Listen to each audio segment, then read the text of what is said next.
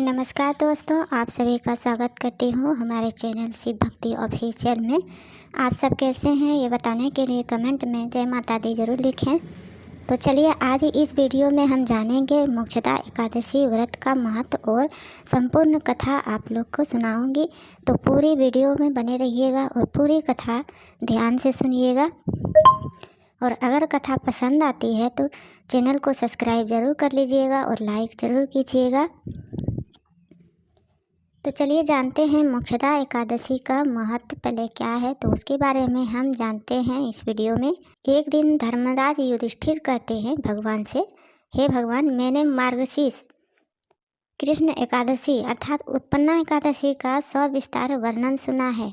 अब आप कृपा करके मुझे मार्गशीर्ष माह के शुक्ल पक्ष की एकादशी के विषय में बतलाएं।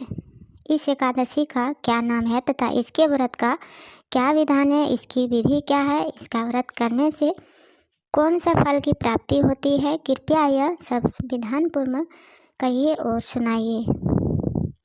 तो भगवान कृष्ण बोलते हैं, मार्गशीर्ष माह के शुक्ल पक्ष में आने वाली इस एकादशी को मोक्षदा एकादशी कहा जाता है।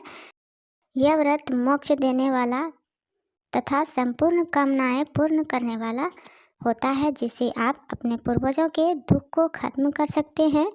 इसका महत्व क्या है तो तुमसे हम कहता हूँ, ध्यानपूर्वक सुनो। एकादशी मोक्षदा एकादशी व्रत कथा गोकुल नाम के एक नगर में बेखानस नामक राजा राज्य करता था। उसके राज्य में चारों वेदों के ज्ञाता ब्राह्मण रहते थे। वह राजा अपनी प्रजा का पुत्रवत पालन करता था।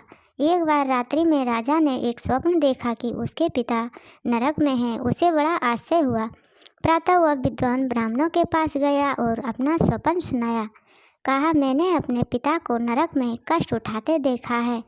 उन्होंने मुझसे कहा, है पुत्र, मैं नरक में पड़ा हूँ, यहाँ से तुम मुझे मुक्त कराओ। जब से मैंने ये वचन सुने हैं तब से मैं बहुत बेचैन और व्याकुल हूँ। चित्त में बड़ी अशांति हो रही है। मुझे इस राज्य, धन, पुत्र, स्त्री, हाथी, घोड़े आदि में कुछ भी सुख प्रतीत नहीं होता। मैं क्या करूं? राजा ने कहा, हे ब्राह्मण देवताओं, इस दुख के कारण मेरा सारा शरीर जल रहा है। अब आप कृपा करके कोई तप, दान, व्रत आदि ऐसा उपाय बताइए जिससे मेरे पिता को मुक्ति मिल जाए। उस पुत्र का जीवन व्यर्थ है जो अपने माता पिता का उद्धार न कर सके। एक उत्तम पुरुष जो होता है वह अपने माता पिता तथा पूर्वजों का उद्धार करता है। वह 1000 मूर्ख पुत्रों से अच्छा है। जैसे एक चंद्रमा सारे जगत में प्रकाश देता है परंतु हजारों तारे नहीं कर सकते। ब्राह्मणों ने कहा, हे राजन, यहाँ पास ही भूत भविष्य वर्तमान के ज्ञाता पर्वत ऋषि का आश्रम है। आपकी समस्या का हल वे जरूर करेंगे। ऐसा सुनकर राजा मुनि के आश्रम में गया और उस आश्रम में अनेक शांतचित्त योगी और मुनि तपस्या कर रहे थे। उसी बीच जगह पर्वत मुनि बैठे थे। राजा ने मुनि को साष्टांग दंडवत किया। मुनि ने राजा से सांगोपांग कुशल पूछी। राजा ने कहा, महाराज, आपकी कृपा से मेरे राज्य में सब कुशल हैं, लेकिन अकस्मात मेरे चित्त में अत्यंत अशांति होने लगी है। ऐसा सुनकर पर्वत मुनि ने आंखें बंद की और भूत विचारने लगे। फिर बोले, हे राजन, मैंने योग के बल से तुम्हारे पिता के कुकर्मों को जान लिया है। उन्होंने पूर्व जन्म के अनुसार कामातुर होकर एक पत्नी को रति दी, किंतु शौच के कारण कहने पर दूसरी पत्नी को ऋतुदान मांगने पर भी नहीं दिया। उसी पाप कर्म के कारण तुम्हारे पिता को नरक में जाना पड़ा। तब राजा ने कहा, इसका कोई उपाय बताइए। मुनि बोले, हे राजन, आप मार्गशीर्ष एकादशी का उपवास करें। उस उपवास के पुण्य को अपने पिता को संकल्प कर दें। इसके प्रभाव से आपके पिता की अवश्य नरक से मुक्ति होगी।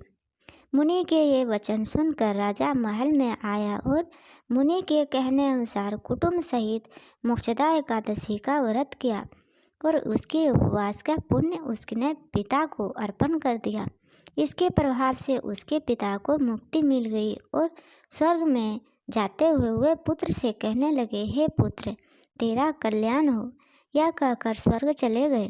मार्गशीर्ष मास की शुक्ल पक्ष की मोक्षदा एकादशी का जो व्रत करते हैं उनके समस्त पाप नष्ट हो जाते हैं। इस व्रत से बढ़कर मोक्ष देने वाला और कोई व्रत नहीं है। इस दिन गीता जयंती भी मनाई जाती है। साथ ही यह धनुर्मास की एकादशी भी कहलाती है। अतः इस एकादशी का महत्व कई गुना और भी बढ़ जाता है। इस दिन से गीता पाठ का अनुष्ठान प्रारंभ करते हैं तथा दिन प्रतिदिन थोड़ी देर गीता अवश्य पढ़ें। आप सभी से एक छोटी सी प्रार्थना है, अगर हमारी कथा पसंद आती है तो चैनल को सब्सक्राइब ज़रूर कीजिएगा।